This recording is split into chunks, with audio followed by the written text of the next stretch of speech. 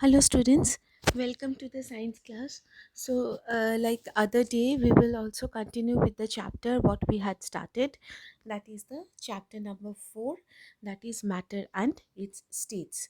So, you can see here the three states of matter: solid, liquid, and gases. And you had seen probably how these three states of matter can be interchanged. So, let's see today what are we going to learn.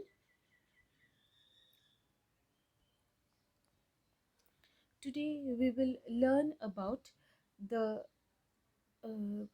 activity which shows that the gas has no fixed volume, and then differentiate between the states of matter.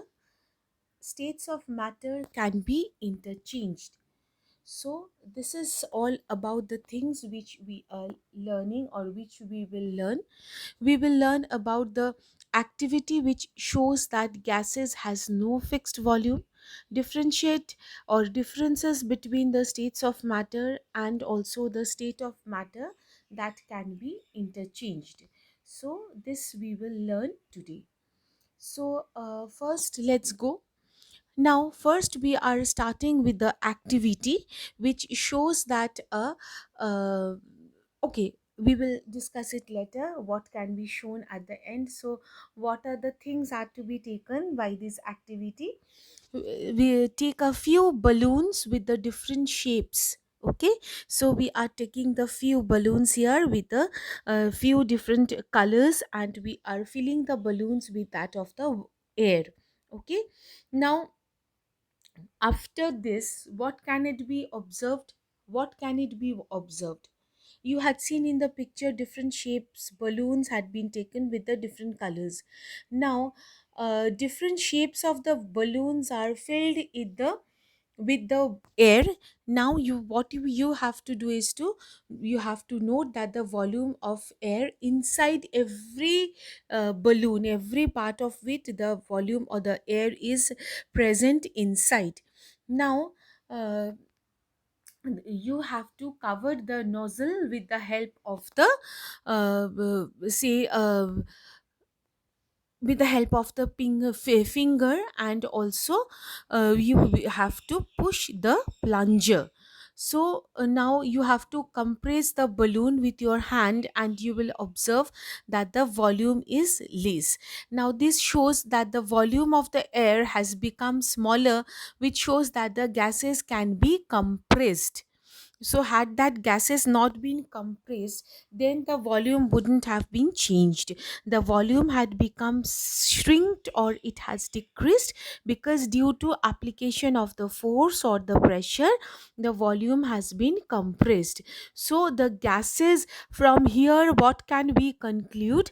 We can conclude that gases have no space, I mean no fixed volume. So they fill up the shape of the container in which they are being kept. So two things from here we can understand.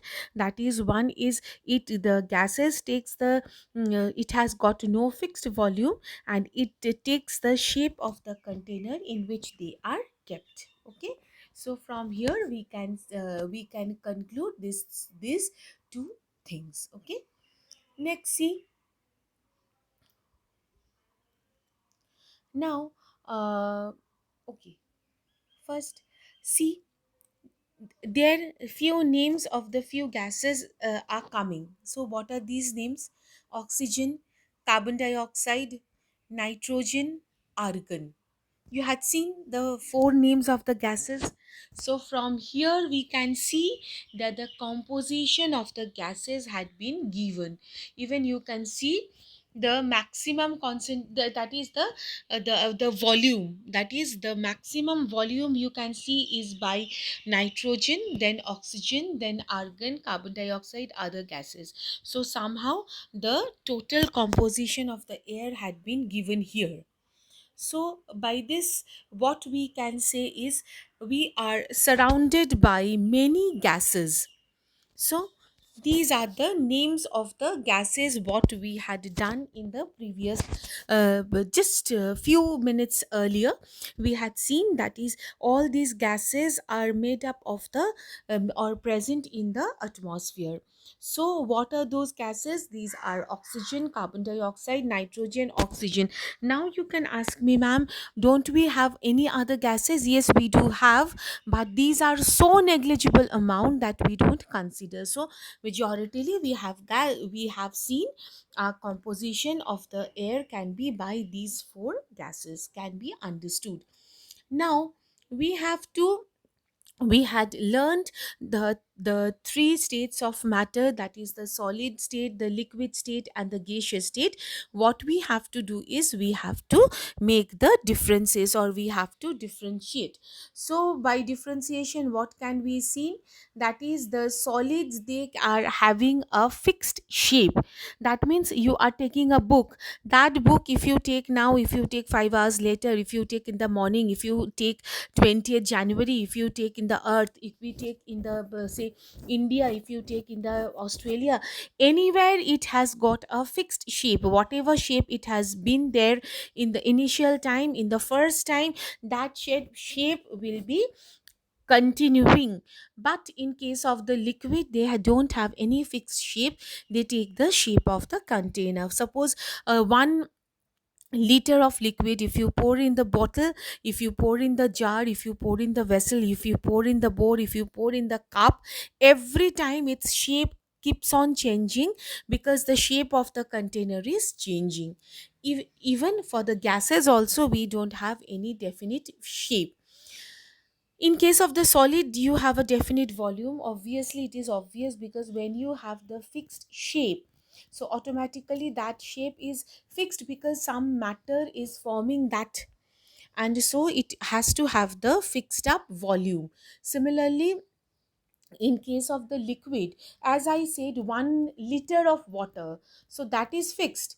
Although the shape is not fixed, because shape is being taken by the different container, the volume is the same. So we can say liquids have a fixed volume. But in case of the gases, there is no fixed volume, as well as there is no fixed shape. Now next is, most of the solids cannot be changed, the shape cannot be changed easily. We cannot change the shape easily, like we can hammer them, we have to beat them in order to make a different shape. That is by force, that is it's artificially. But normally the solids don't change the shape. Liquids also, uh, they flow from high to lower places. That is the property of the liquid. And gases can spread in the all direction. So in case of the solids also, you had seen the molecules are very closely packed. And in case of the liquid, the molecules are less closely packed. But in case of the gases, the shape, or the shape of the or the structured intermolecular spaces are very much, that is, they are very distantly packed. Okay, so we can say these are the differences between the solid, liquid, and the gases. Now coming into the states of matter, they can be interchanged. Like solid can be formed into liquid, and liquid can be formed into the gases, so they can be interchanged. Even in the very few very easy example is being shown here. That is, the ice can be changed into water, or it can be molten into water. Water, if heated much, it is turning into vapor. So by this method, solid can be changed into liquid, and liquid can also be changed into the vapor. So by here we can say the matter, or the states of the matter, can be interchanged. So by showing this, we have to do certain activities which shows that the it can be uh, uh, changed, or the states can be interchanged. So how can we be seen? Like say we have to take a glass in which we have to take few cubes of water, cubes of ice. Then we have to observe what happened. Now you will see that the solid has been changed into liquid. So solid state has been changed into liquid if we increase the temperature. That means if we take out the ice and keep it in the room temperature, because the room temperature is much more higher than the refrigeration temperature. Okay. And if you put fire, or if you heat the liquid, you will see they are forming the gases. And similarly, if you cool the steam, you can will see the steam has been changed into liquid. So the states of matter, that is solid, liquid and gases, can be interchanged, can be changed from one place to the one state to the other state. Okay. So by this example, easy example, we can show the states of the liquid can be interchanged. That means the ice can be converted to liquid, liquid can be converted to gas if pressure is applied, if pressure is withdrawn, the steam can be converted to liquid, whereas liquid can be converted to ice if the same methods being applied. Okay. So I think all of you had understood today's class. So tomorrow again we will continue with some new concept. Till then, all of you stay safe. Thank you.